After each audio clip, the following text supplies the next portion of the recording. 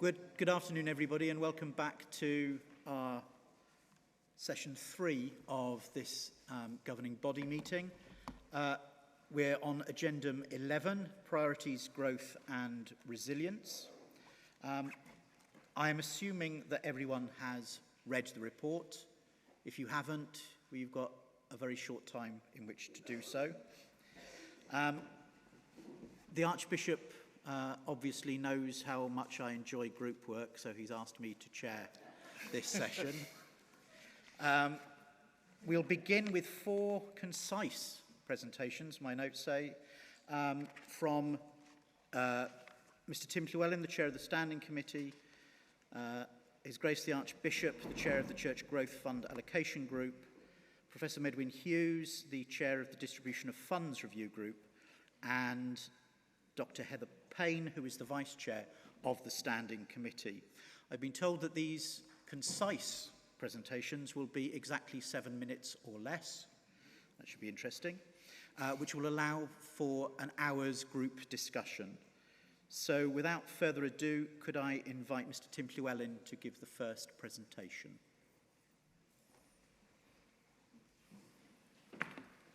Good afternoon. Thank you. As many of you will know, or may not know, in May this year, the Standing Committee gathered for a 24-hour residential meeting. One of the key things that came out of that meeting was the need for a set of concisely and clearly articulated priorities around which the future work of the Church in Wales could be orientated and planned. As a result of the Priorities Working Group was formed, with its membership comprising the following members of the Standing Committee: the Archbishop, Bishop Mary, Professor Medwyn Hughes, Archdeacon Rod Green, Dr. Heather Payne, the Reverend Justin Davis, and myself. Simon Lloyd, Chief Executive of the representative body, also attended and contributed to the group's meeting. The Priorities Working Group was charged with formulating a set of proposed priorities, and this group met residentially on the 31st of July to the 1st of August. Following that meeting, a digest of the discussions that took place, along with a concise draft priority statement, was produced, both of which were shared with the Standing Committee at a meeting held yesterday afternoon.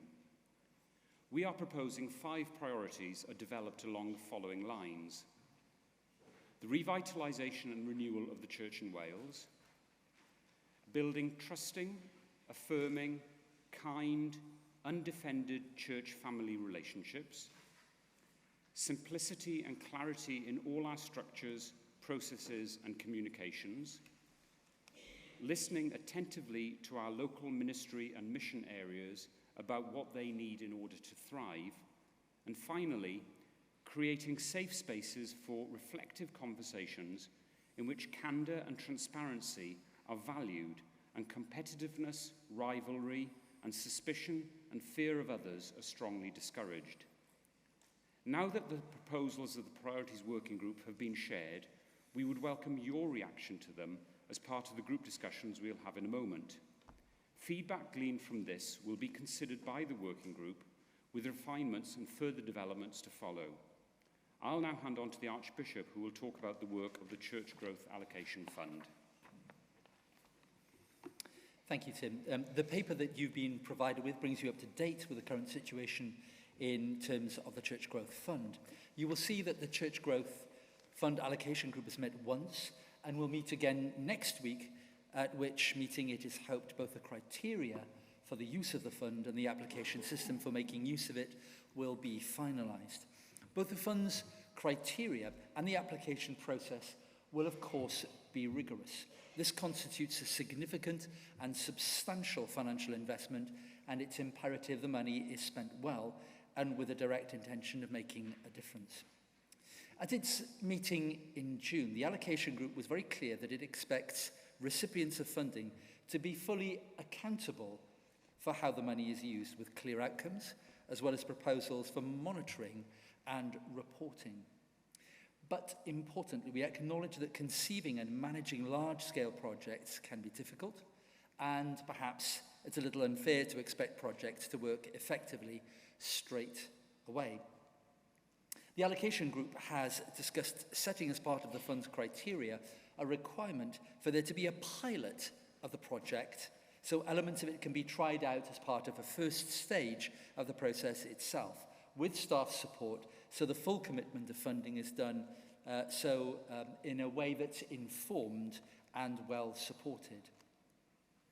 The criteria that we've adopted include what we call 10 arenas of evangelism, which cover as wide a spectrum as we can possibly imagine, such as, for example, the potential of our churches to be places where good news is shared through Sunday and midweek acts of worship, following the church's year, liturgy and music. In effect, the attractional model with which we're most familiar. Also pioneer ministry and fresh expressions of church which suit different contexts and different groups who find that approach contextually and culturally more appropriate. Church planting, the potential for successful churches to plant new congregations to grow and develop. Commemoration-style gatherings, life events, attendees of which are not necessarily regularly engaged with church life, but harnessing the potential for evangelism there. Similarly, gatherings of moments of societal or national significance, memorialization, the capacity of the church to be a space in which the world recognizes that we have a presence and a space which is different from that held by others. All of these arenas, and I repeat, there are 10, they are as broad as we can conceive them to be, are dependent on place and context, and so will inevitably be different in different areas. All this is not necessarily then just about the large-scale blockbuster projects. The good pastoral work that many of our churches do day in, day out, serving our communities, can itself be innately evangelistic, and tweaking and maximizing the potential there could be a good bid. I hope this gives a little bit more information about the fund and the work that's been going on behind the scenes. We are now, having had a rigorous and thorough process of scrutiny, the documentation has been passed through many pairs of hands. We are very close to being in a position to start operating, and I'm really looking forward to seeing the effects this fund will bring. So now, with that, I will hand over to Professor Medwyn Hughes to tell us a little more about the Distribution of Funds Review Group.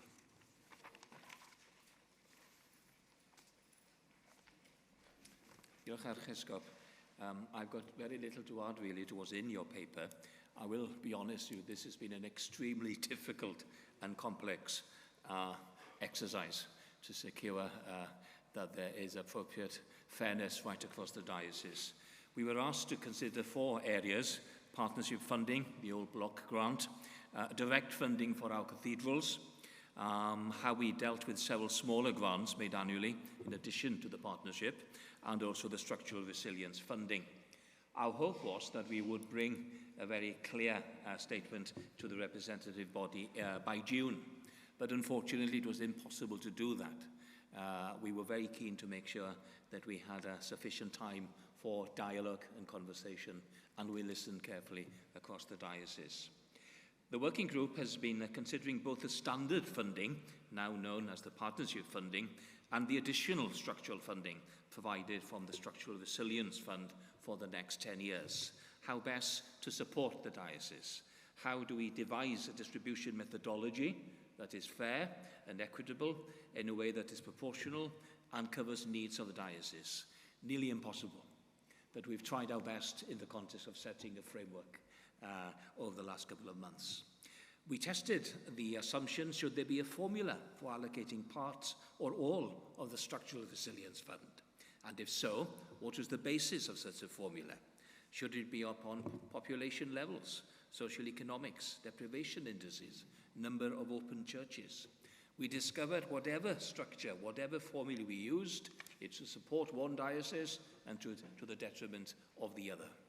We then asked the question, should we perhaps split the funding in part to consider splitting the funding so part is allocated via formula and part not. So all dioceses start from the same foundation with additional funding allocated on top of this common grounding. Now, after much discussion and conferral, we do now have a position statement and a set of proposals that has been sent to the trustees last week. And I sincerely hope that we can move fairly swiftly to bring more information to you.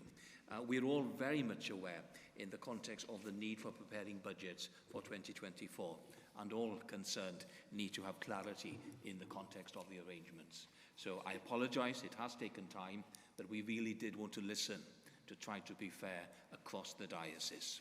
With that, I'll hand you over to Dr. Heather Payne, who will talk about the format of our governing body meetings. Diolch. Diolch yn fawr, Medwyn.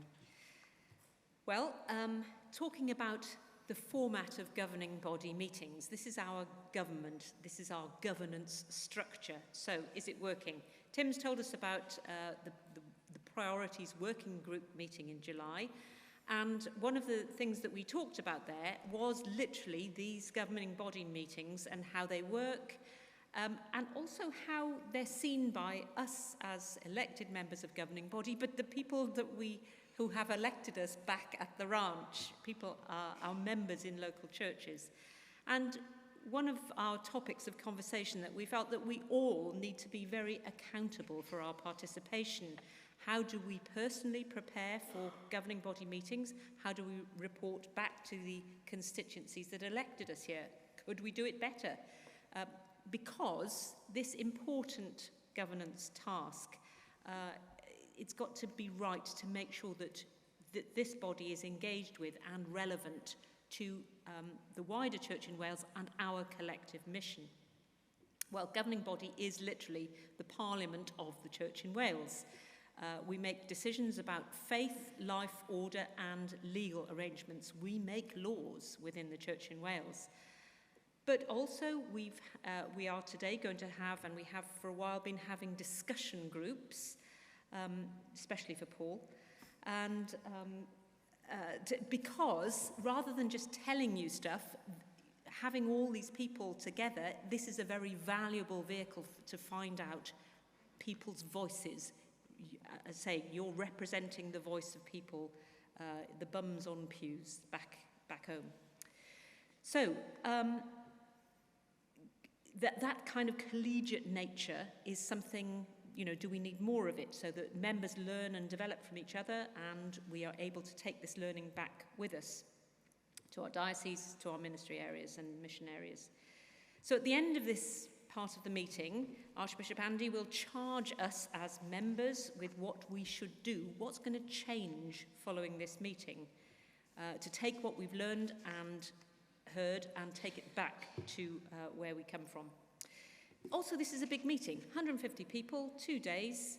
I mean, that's over a year's worth of work. If we all spent 2 days evangelising rather than sitting here, would it, the opportunity cost of sitting here, it's an important task, but have we got the balance right? Are we using this human and financial resource and the opportunity cost to the best effect? So we always ask for feedback after governing body meetings, and you never give us any. So you're going to do it now. So we want you to tell us what you think governing body meetings should be like. So tell us, what do you like? What do you hate? What works well? What is boring? You can all read, but we sometimes assume that you've read the papers, and hands up if you always read the paper. No, quite. Is this meeting format, does it do it for you? Do you feel able to use your voice and represent other people, give your views? What would you prefer instead? And how do you think governing body could become more developmental, provide more leadership? I often say you've either got to lead, follow, or get out of the way, and that's probably our job as governing body. So 2 of the questions you'll be asked to consider in your groups relate to this specific thing about what should governing body be like. So please just let your ideas flow like juices. And, we have what we have at the moment, but it's always possible to improve things, to be more engaged and more engaging. So tell us what you think. So as my husband always says to me, see you later, legislators, because that's what you are as governing body. So those are our introductory presentations. Thank you very much. So, Chair, thank you very much. We are ready to start our group discussions. Thank you, Dr. Payne, and thank you to all the presenters for coming in under time. That's great. You will know you've got 6 questions to look at during this next session. Each group has a designated facilitator to help you work through the questions and to ensure that everyone gets a say. Each group also has a designated note taker. Could I ask that at the end of this session that the note takers please hand in their notes to the Secretariat immediately, because they will be working hard overnight to put together stuff for the plenary session tomorrow. There will be a break for tea or coffee at the end of this session at 3:30, after which Mr. Tim Llewellyn will take the chair. Therefore, 1, 2, 3, go!